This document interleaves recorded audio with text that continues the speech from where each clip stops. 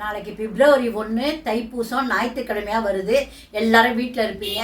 ஞாயிற்றுக்கிழமைன்றதால எல்லாரும் விரதம் இருக்கலாம். கொஞ்சம் எல்லாம் தூங்கி எழுந்து முருகரை நினச்சிக்கோங்க. காலைல எழுந்துக்கும் போதே எழுந்து தலை குளிச்சுட்டு வீட்டில் முருகர் படம் இருக்கும். சில பேர் விக்கிரகம் வச்சுருப்பாங்க, சில பேர் வேல் வச்சுருப்பாங்க. அதனால் நீங்கள் என்ன பண்ண, வேல் இருந்ததுன்னா வீட்டில் பால் வாங்குவீங்க இல்லையா, அந்த பாலில் கொஞ்சம் எடுத்து அபிஷேகம் பண்ணுங்கள். வீட்டில் சந்தனம், விபூதி என்னென்ன இருக்கோ எல்லாத்தையும் வச்சு ஒரு அபிஷேகம் பண்ணிவிடுங்க. அந்த அபிஷேகம் பண்ண தண்ணி எடுத்துமே செடியில் ஊற்றுங்க, கால்படாத இடத்துல. அதுக்கப்புறம் முருகர் படம் வீட்டில் இருக்கும். எல்லார் வீட்லேயும் வேல் எல்லாரும் வச்சுருக்க மாட்டோம், வச்சுருக்கவங்க வீட்டில் சொல்கிறேன். முருகர் படம் இருந்ததுன்னா முருகர் படத்துக்கு பூ போடுங்க.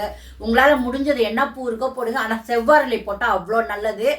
உங்களுக்கு சாமந்தி பூ எது கிடைக்குதோ அந்த பூவை வச்சு ஒரு பூஜை பண்ணுங்கள். விளக்கேற்றுங்க. விளக்கேற்றிட்டு உங்களுக்கு தெரிஞ்ச கந்தசஷ்டி கவசம், முருகர் பாடலாம் பாடுங்க. வேல்மாறல் படித்தா அவ்வளோ நல்லது.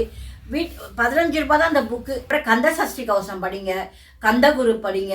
உங்களுக்கு என்னென்ன தெரியுமோ அதெல்லாம் முருகரை பற்றி நல்லா படித்து நல்லா சாமிக்கிட்ட உட்காந்து உங்களால் படிக்க முடிஞ்சால் படிங்க. விரதம் இருக்கிறவங்க பால் பழம் சாப்பிட்டுட்டு அன்றைக்கி ஃபுல்லாக இருக்கலாம். இல்லை எங்களால் முடியாது அப்படின்னா உப்பு இல்லாமல் நீங்கள் சாப்பிடும், அது ரொம்ப விசேஷம். சப்பாத்தி பண்ணிவிட்டு ஒரு கேசரி பண்ணி வச்சுக்கோங்க. உப்பு இல்லாமல் சப்பாத்தி கேசரி ரொம்ப நல்லாயிருக்கும். அதை பண்ணி நான்லாம் அப்படி தான் சாப்பிடுவேன்.